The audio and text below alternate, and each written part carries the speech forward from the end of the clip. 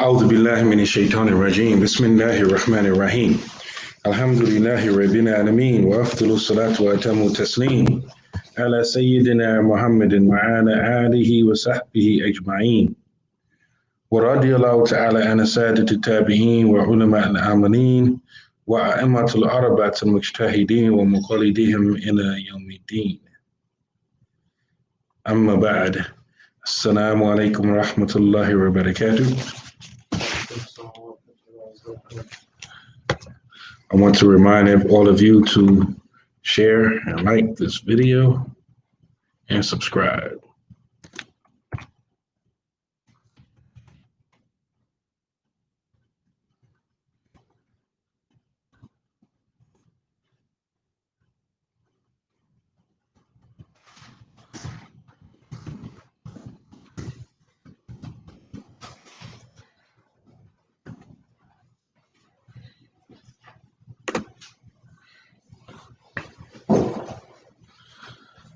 Subscribe, share, and like.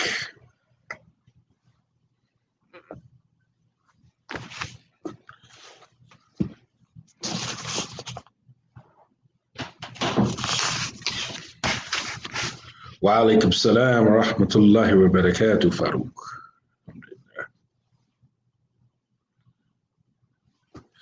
Alhamdulillah.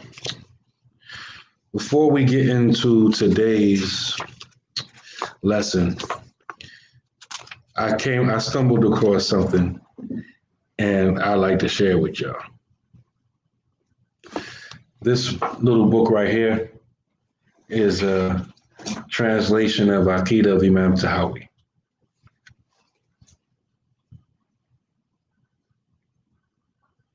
See, in Arabic it says Aqidah Tahawiyya, the Muslim Creed, Aqidah of Imam Tahawi. It says, with notes by His Eminence, Shaykh Abdul Aziz Abdullah bin Baz. Right? I brought this book, and whenever I buy books, I write my name and the date in it. I brought this book August 1st, 1999. You see it.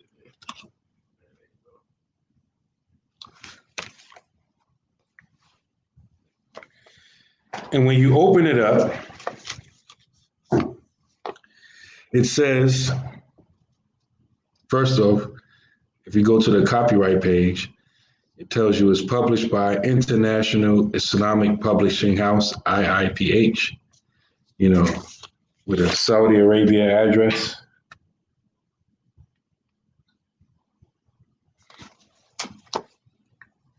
Wa alaikum salam wa rahmatullahi wa barakatuh. Turaki, right? Now check what it says here, right? The Muslim Creed has a basmala, the Bismillahir Rahmanir Rahim in Arabic on top. Then it says the Muslim Creed, known as Aqid al-Aqidah al-Tahawiyya by Imam Abu Ja'far al-Waraq al-Tahawi, with notes by al-Shaykh Abdul Aziz bin Abdullah bin Baz. All praises be to Allah, the creator of the worlds, the learned authority on Islam, Abu Ja'far al-Waraq al-Tahawi of Egypt. May Allah have mercy upon him, said, this is an exposition of the beliefs of Ahlus Sunnah wal Jama'ah in accordance with the way of the jurists of Islam, Abu Hanifa al-Nu'man bin Thabit al-Kufi, Abu Yusuf Yaqub bin Ibrahim al-Ansari, Abu Abdullah Muhammad ibn al-Hasan al-Shaybani, may Allah be pleased with them all. And this is what they believe about the fundamentals of the religion and the belief they profess about the creator of the worlds. By the grace of Allah, this is what we say about Tawheed, unity of Allah. Then it has Tawheed al-Rububiyyah with a brief explanation, and Tawheed al-Uluhiyyah with a brief explanation, and Tawheed al-Asma wa Sifat with a brief explanation.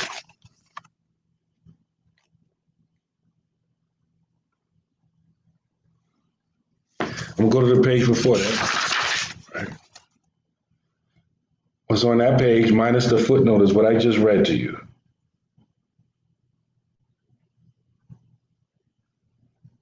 I didn't read that footnote. Then it gets into the Trinitarian Tawheed. What's the problem with what I just read?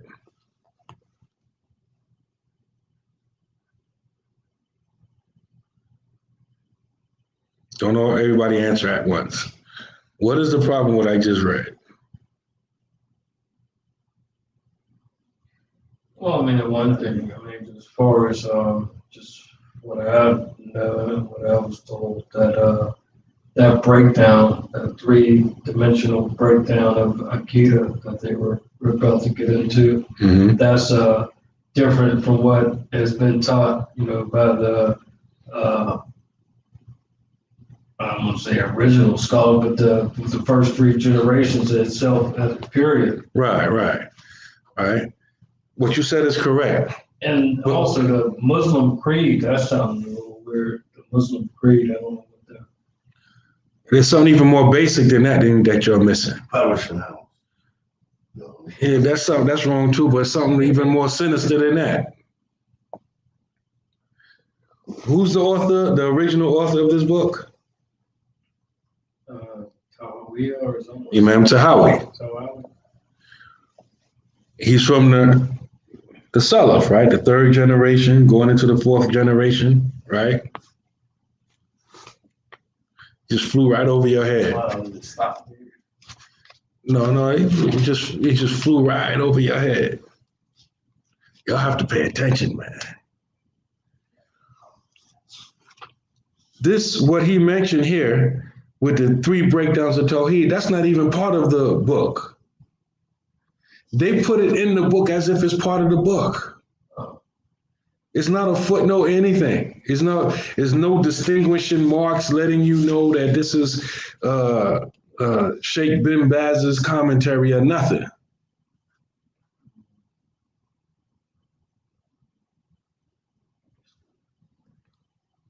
So I said I brought this book in 1999. In that time period, I was what I would describe as coming out of being default Wahhabi. So I'm in the bookstores trying to pick up books on traditional Islam, right? I brought this book in Brooklyn, Atlantic Avenue. I was still living in New York at the time. And so, okay, I don't know too much about it, but this is the Aqidah of Imam Tahawi. This is a traditional book in Islam. Okay, let me get this book. So I get it, right? Alhamdulillah, I'm glad I didn't absorb what was in this book. But if I'm reading this book as someone who's trying to learn traditional creed and Aqidah, I would think that this breakdown of the Trinitarian Tawheed is part of Imam Tahawi's Aqidah book. And it's not, but it's in there as if it's part of the book. See, I'm not familiar with the book itself. So that's why you think I went over my head. Yeah, but see, y'all, not just y'all here, but just everybody listening. One thing that I'm noticing is that when we teach on different issues, when I say we, I'm talking about people like Imam Amin, myself, Imam Fahim. We teach in principles, general principles that can be applied.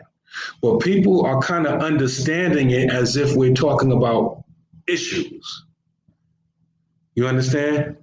And so when we teach a principle, you can apply that principle over all the different, connected issues. And we're going to mention it a little bit later in this class. And so, but the point that I'm making is that if we already know that this codification and this triple Trinitarian Tawheed was really finalized by Muhammad Ibn Abdul Wahhab 250 some odd years ago. And we know that Imam Tahawi was a scholar of the highest level in the third generation of Islam, right? How can I be reading a book that he wrote with this Trinitarian breakdown of the creed in there if that didn't even exist and they didn't even understand or teach Tawheed like that during that time? You know what I mean? So a lot of times, sometimes I'll be asking y'all questions. It don't be like some real deep. It'd be like the obvious thing. I just be wanting y'all to say it, Yeah.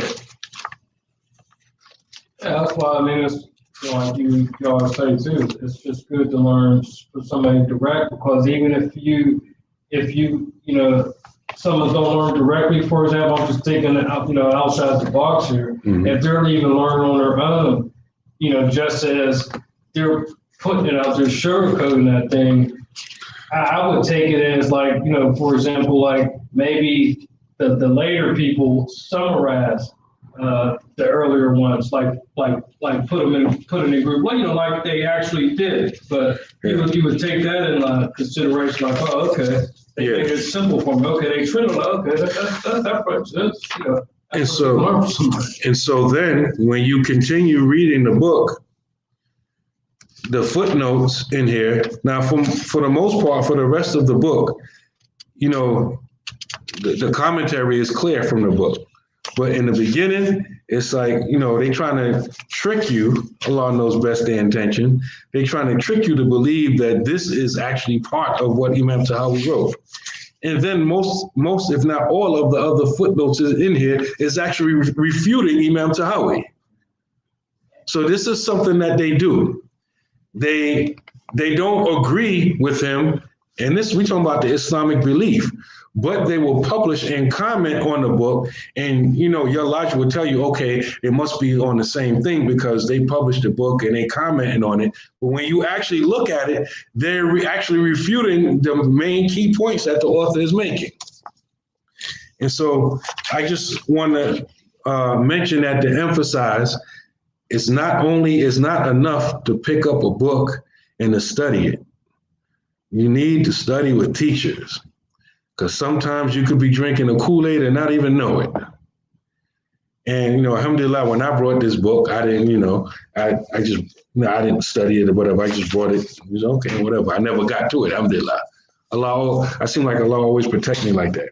But, generally speaking, the Aqidah of Imam Tahawi is a sound, well-known, basic book on Aqidah. And usually when you start learning and you start specializing in the Islamic creed, that's usually one of the first books that you learn, and then you go up to higher level books.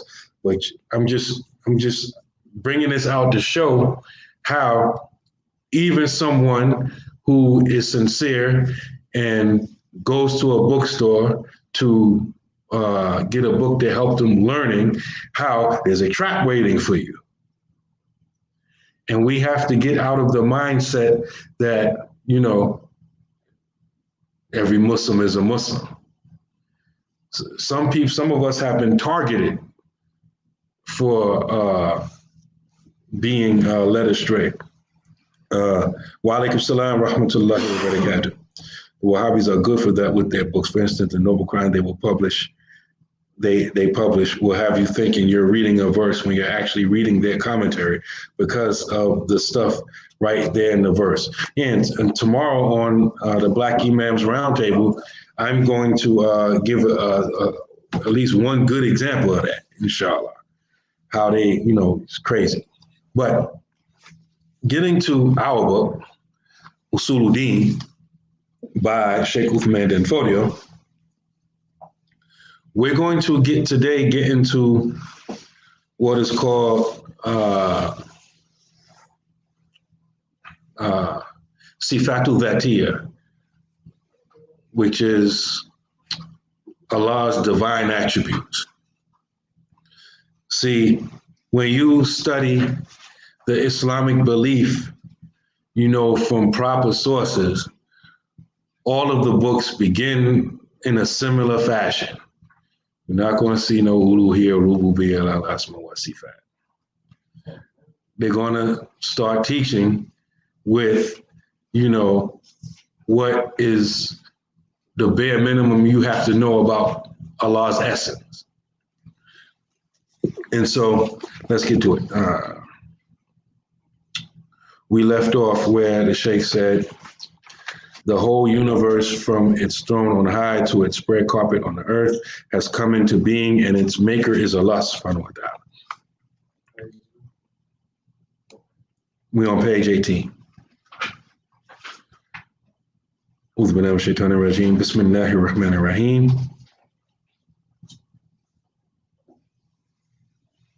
وهو تعالى واجب الوجود قديم لا أول له باق لا آخر له مخالف للحوادث مخالف للحوادث ما هو بجرم ولا صفات وما صفات للجرم ولا جهة له ولا مكان له بل هو كان كما كان في الأزل قبل العالم.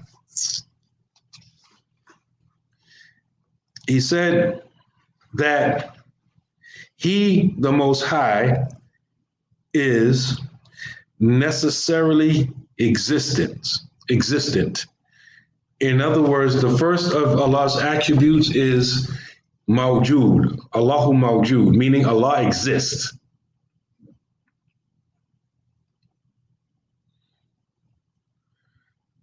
Wa alaikum salam wa rahmatullahi wa barakatuh. Isa, I don't understand your question in the Arabic or the English. I don't know. I don't understand what your question is. I don't know what you're referring to, the Arabic or the English. I don't know what you're talking about. Try to type your question again, inshallah. So the first of Allah's attributes, his divine attributes, is that he exists. And the Arabic word for that is mawjood.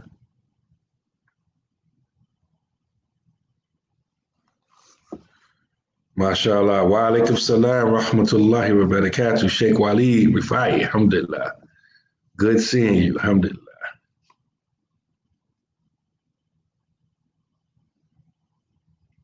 Ameen, ameen, ameen, ameen.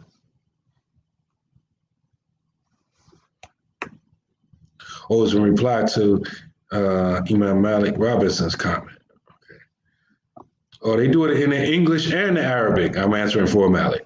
In the English and the Arabic.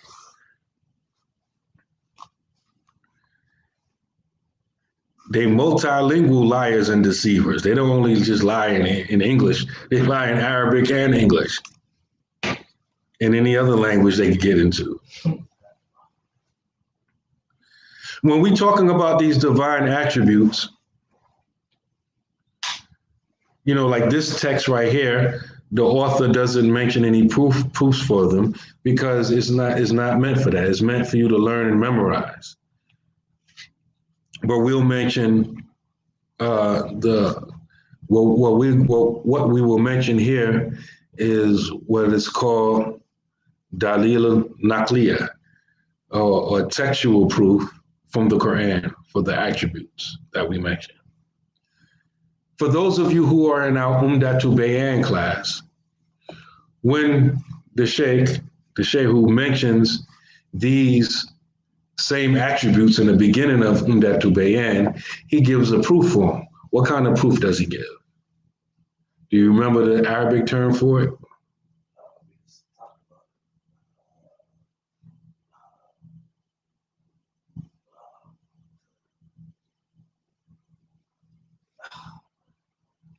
Do you remember the English name for it? No, man, you way off on some other stuff.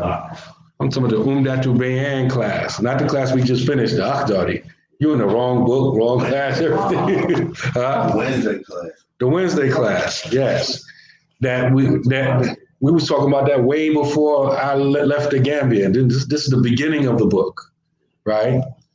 He talks about Allah's divine attributes, and then he mentions proofs after he mentioned each attribute. And I explained back then that you have two types of proof when you're talking about Allah's divine attributes. Now, mutawatir is like rigorously authenticated or mass transmitted. That's a rate grading of a hadith. I'm talking about proofs of Allah's attributes, two different things. And there's some sort of intellectual. You just said the English. In the Sheikh's book called Umdatu Bayan, he gives intellectual proofs, dalil aqliya, intellectual proofs for these attributes. What I said I'm going to give you here is dalil naqliya, textual proofs. Then you got proofs from the Quran and the Sunnah, the Hadith of the Prophet sallallahu alaihi wasallam. I'm just going to give you one proof from the Quran for each one. And today we're going to mention 4. There's 13 of them. Today we're going to stop at number 4. So y'all taking notes? Because y'all don't seem like y'all got good memories. Every time I ask y'all for something, y'all don't know. So at least y'all can do is take notes so you can look back at the notes. Right.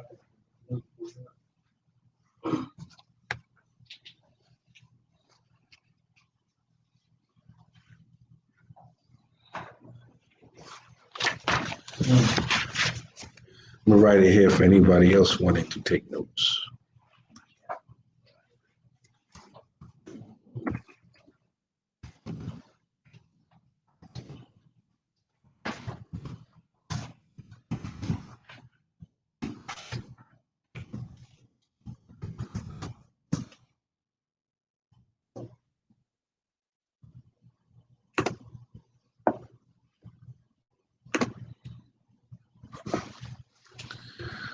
Allah exists.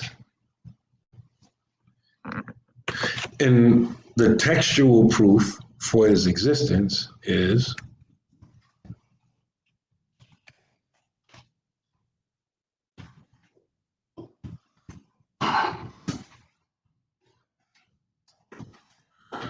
Allah subhanahu wa ta'ala says, ذَلِكَ بِأَنَّ اللَّهَ هُوَ الْحَقِّ.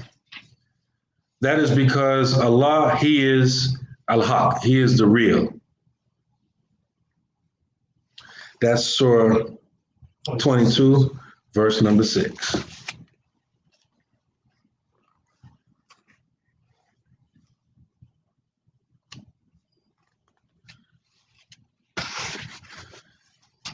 So if you have this book, it's in the footnotes. It's not actually part of the text. We're not like the Wahhabiyya. We're not trying to trick you, make you believe the footnotes of the text, right? Smart. That's what I'm reading from right here. Allahu Akbar.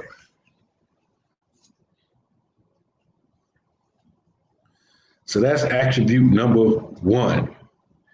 And remember, these are attributes, again, they are called sifatu dhatiyya. These are attributes related to the essence of Allah or the self of Allah.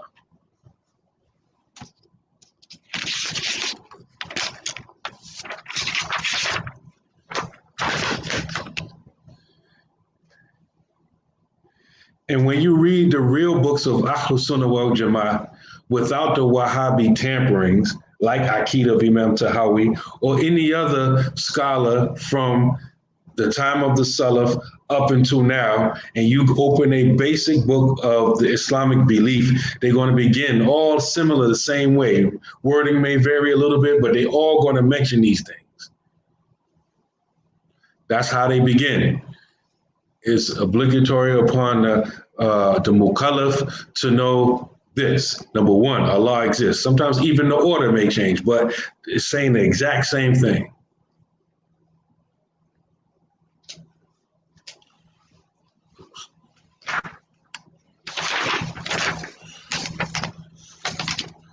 If you have the Aqeedah of Imam Tahawi, you can consult it yourself and you will see that I'm telling the truth.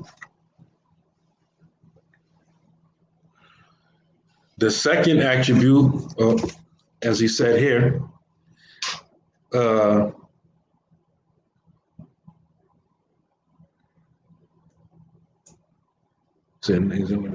necessarily existent from eternity without having a beginning. In other words, Qadimun la awwala lahu. I'll type it here.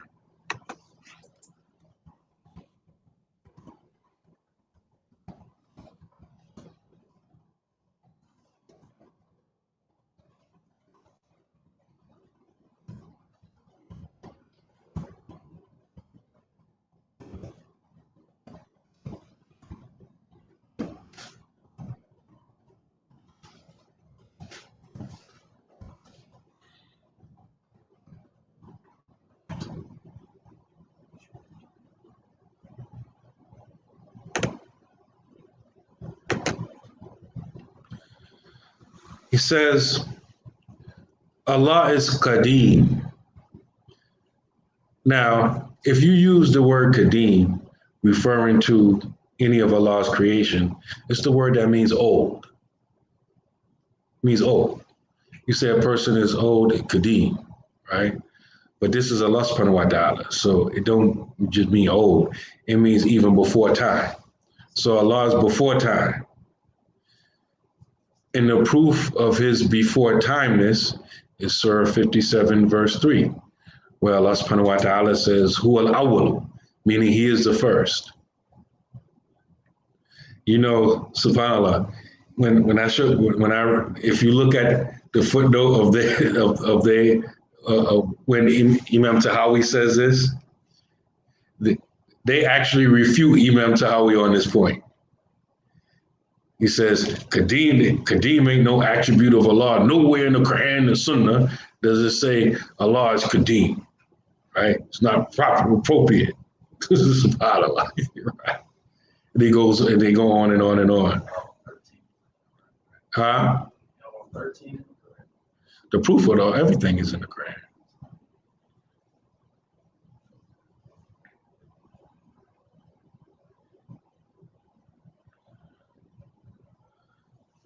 So you have to understand, because a lot of times, you know, the way I kind of imagine it, I imagine time, like time itself. I imagine time like an animal, some type of creature. And everything Allah created is inside of that creature. That's my little imagery way of, imagining it. Everything Allah created is inside that creature called time. And obviously Allah is outside of that. Allah created time itself. So there is no time when there was no Allah. Allah is outside of time. He created time itself.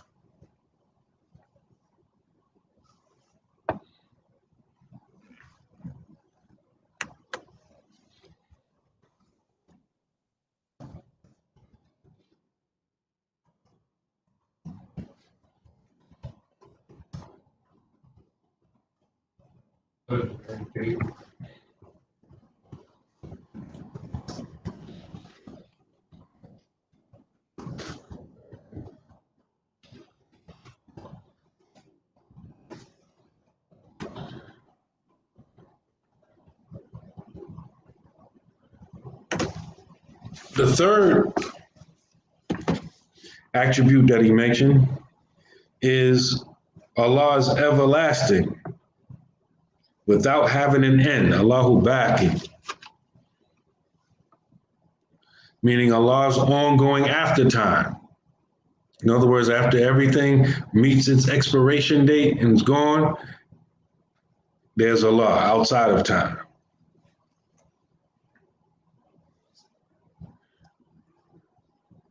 And the textual proof from the Quran for that divine attribute is where Allah subhanahu wa ta'ala says, وَتَوَكَّلْ عَلَى الْحَيِّ الَّذِي لَا يَمُوتُ, and rely upon the living who will never die.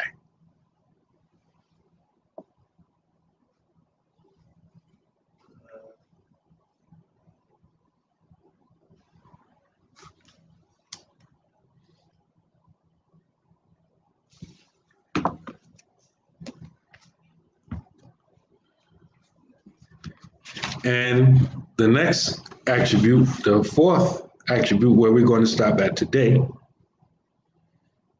is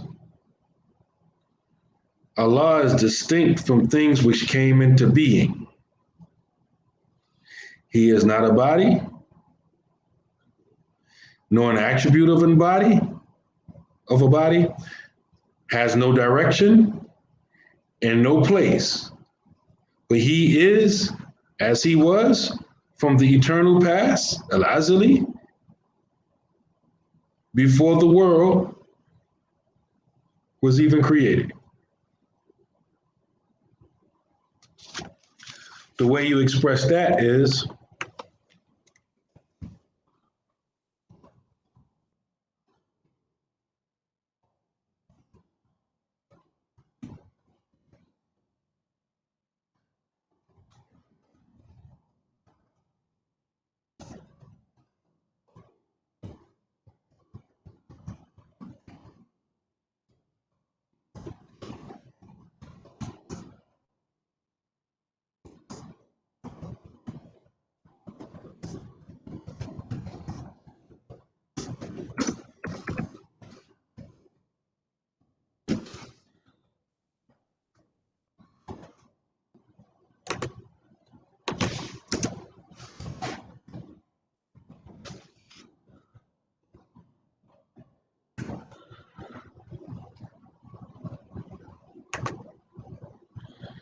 Allahu mukhalifun lil hawadith. Allah is unlike and separate from his creation. Stopping right there because this attribute is one of the most important attributes, especially during our time. And the proof from the Quran for that is the verse, Laysa kamithlihi shay'. There is nothing like him. That's Surah 42, verse 11. And this is the attribute that I'm going to start calling the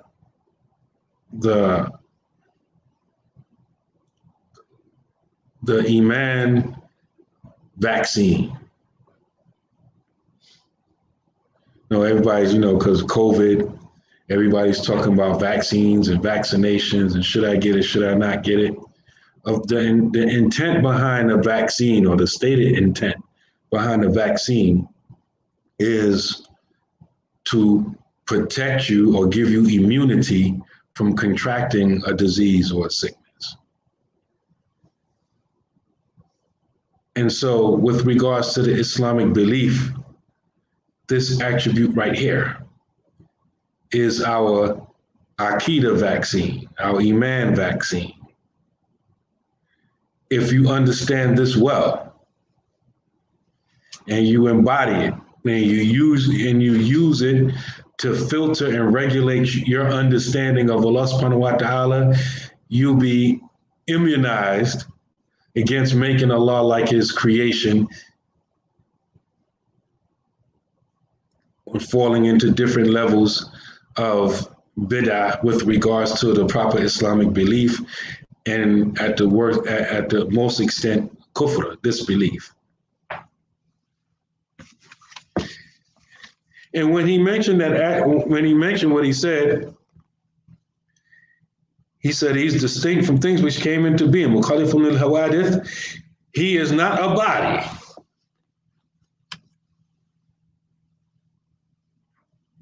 He is not a body. Nor does he have an attribute of a body.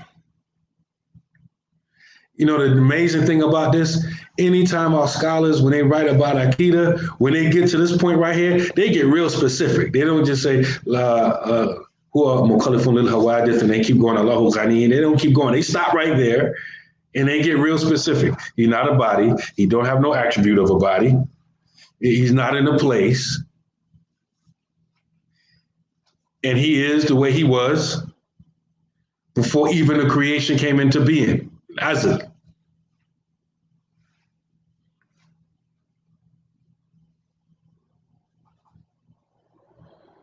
Remember how we was talking about principles? When you understand principles, right? And I'm going to go into depth about this tomorrow on the Black Imams Roundtable. So you get to an English translation, and then in the English translation, for example, the last verse of Surah Qasas, Surah 28, where they translate, in their translation, emphasis on the word translation, because Allah not saying this, that on a day when everything will be destroyed except the face of Allah. Face of Allah? Allah got a face? This is their translation of the word wajh, right? Even if you don't know Arabic, you know the Islamic principle. Okay, I don't know what it's saying in Arabic, but in English right here is saying that everything's going to be destroyed except the face of Allah. That's what they said. Whoa, Allah, mukhalifun lil hawadith. Allah is different from his creation. He's not a body. He don't have an attribute of a body. He has no direction, no place, no. Whoa. I don't know what this is supposed to say, but I know he ain't got no face. That's how your mind should work. You understanding what you're reading about Allah through this. This is what I mean by this is the Aqidah vaccine, the Aqidah immunization. This is Aqidah. Like, whoa, okay, I don't know no Arabic, but whoever translated this said that everything's going to be destroyed except the face of Allah. The face of Allah? Nah, that ain't right. You may not know what it means or how to understand it, but you know that ain't right. And so you don't say it. Our scholars taught us that when it comes to issues like this, that you don't translate it that way. Don't give it the literal translation. And so this is why we don't say things like, I don't know, man. Ain't nothing I can do about it. It's in the hands of Allah. We don't say stuff like that. Why? Because Allah is not a body. He don't have attributes of a body. He don't have hands. The word yed in Arabic, or aidi, right? More than one, right? It has many meanings. Just like wajh, which can mean face, has many meanings. When it comes to Allah subhanahu wa ta'ala, we don't pick a meaning that compromises his transcendence or his being unlike and disconnected from his creation. Our basic Islamic belief is supposed to teach us this. Even if we don't understand the Arabic that is being translated to, we say, listen, I don't even know the word that they translated as face, but I know Allah ain't that. This is how you're supposed to think. And you're supposed to think, listen, it means whatever Allah wants it to mean. I don't know. And then if you need clarification, you do what Allah says. فَاسْأَلُوا أَهْلَ الذِّكْرِ إِن كُنتُمْ لَا تَعْلَمُونَ. Ask the people of the reminder if you don't know. Ask the people of the reminder if you don't know. Who's the people of the reminder? The people of dhikr. The people who have taqwa, they fear Allah subhanahu wa ta'ala and knowledge. Not just knowledge, knowledge and taqwa. Extremely important. So it's important that you understand this principle. And this goes with all of these things that are attributed to Allah subhanahu wa ta'ala that if understood wrong could make Allah like his creation. Like on the last few Black Imams roundtables, we talked about the hadith of Nuzul, right? The hadith that many people translate to mean that, you know, on the last third of the night, they say Allah descends and asks who's calling out to me so that I can answer them, whatever. Whoa, Allah descends. You mean he's in a place? Whoa. Even if you don't know Arabic, when you come to that hadith, your vaccination, your immunization, this attribute that we just mentioned, that Allah is not like his creation, right, should tell you, whoa, Allah descends. I don't know what that means, but they translated it wrong. Even if you don't know. When you go to the ayats in the Quran, like Surah Furqan, and they say, oh, Allah established himself on the throne. Sometimes they say, oh, he's sitting. And sitting? Whoa. Allah, huwa mukhalifu lil hawadith. He's not like his creation. He's sitting. Right? Whoa. No. I don't know what it means, but I know it don't mean that. Because Allah's not like his creation. Allah got eyes. Eyes? SubhanAllah. No, Allah's not like his creation. Can't be right. And this is important because a lot of times we think with our limited intellect that I have to understand everything and I have to comprehend it all the way. So I don't even know Arabic, but this thing right here, what else could it mean? No, some things you just have to say, listen, I don't know what it means. I'm going to ask somebody to find out, but I don't know what it means. And we have to suspend forming an opinion about that thing until we get some clarification. And a lot of people don't do that. They feel like, you know, not only am I the smartest person in the room, I can understand and comprehend the Quran and the Sunnah directly. So I gotta be able to understand this, even though I can't read Arabic, the language it was revealed in. I gotta understand this English somehow. Right? No. And so the point that I want to drive home, once again, use this particular attribute number 4, that Allah is different and separate from his creation. That's like your filter. That's your vaccine. That anytime what is called tashbih is the Arabic word for that's used when you try to make Allah like his creation. And we say, try to make it, they anthropomorphous. They try to make Allah like human beings. Not only human beings, all of creation. If you say, well, they're trying to make Allah like human beings. No, Allah is not only unlike human beings, he's unlike creation. And so another point that's important for us is that when we're writing or speaking, and we come across these types of things that are attributed to Allah subhanahu wa ta'ala, we either leave it in Arabic, or if we're not even dealing with the Arabic, we write it or we say it how it's could possibly be interpreted. And I'm going to talk about that tomorrow, not now. I'm going to talk about that tomorrow, inshallah. In other words, you translate it or you write it based upon the meaning, not literal. Because you may write, everything's going to be destroyed except the face of Allah. But in my mind, I know Allah ain't got no face, but then, let me just use that word. But somebody coming behind you may say, well, Allah got a face, says right here. So we don't translate it that way. We don't say it that way. We either leave it in the Arabic or we translate it according to one of the acceptable meanings. And this is not something that we do on our own or whatever. The scholars already dealt with these things. We see what they say.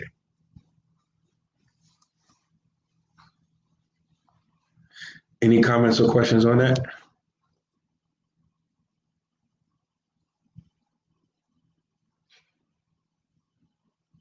I guess it's safe to say that there is times or situations where it is correct to correct is not understanding. That is the correct thing to do. Not understanding something you cannot understand. Right. Period. Right. Sometimes we have to say, I don't know what Allah means. I believe whatever Allah intended for me to understand, even though I don't know what that is.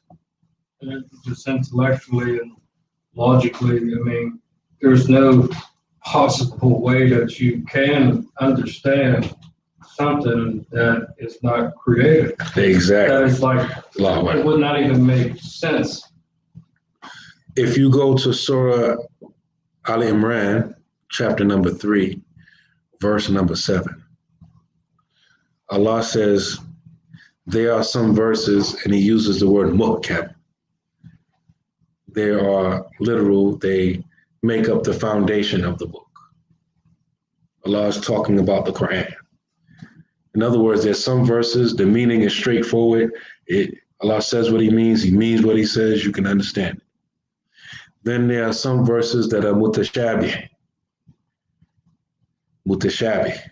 You can translate that as allegorical or symbolic, or the meaning is not clear. And those verses, they require some explanation. These attributes, as they relate to Allah subhanahu wa ta'ala, they fall into that second category. And the problem with these Wahhabis is that they treat it as if they're the first category, muhkam.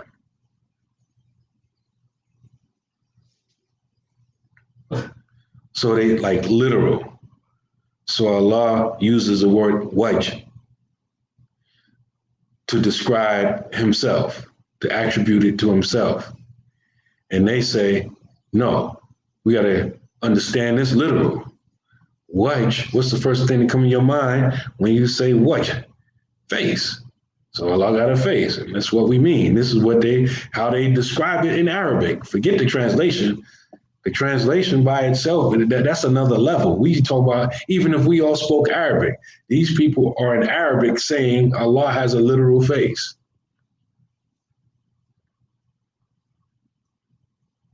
And so we can't do that. Even if that's not what we mean, even if I don't know no better way to say it, I'm going to just say face. No, don't say face. Don't do that.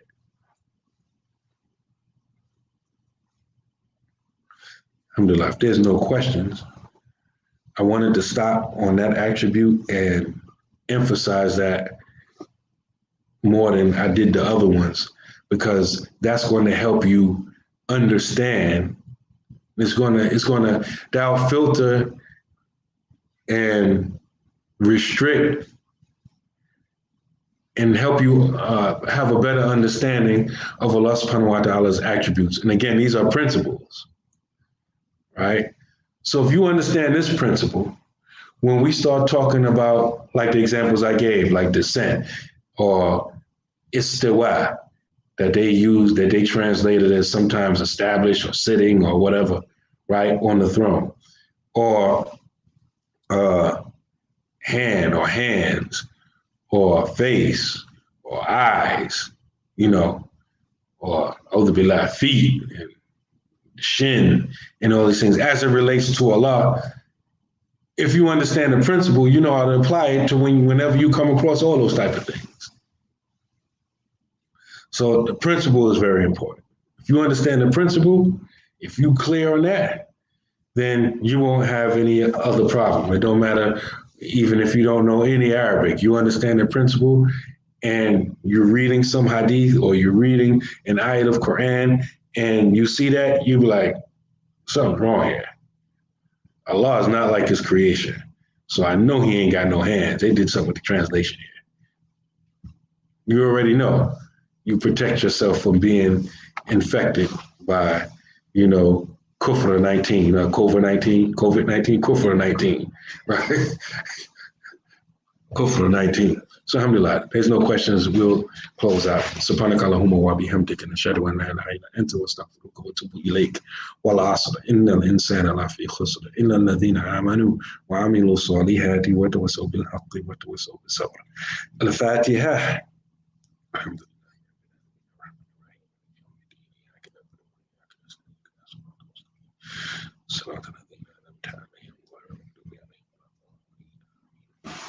Assalamu alaikum wa rahmatullahi wa barakatuh.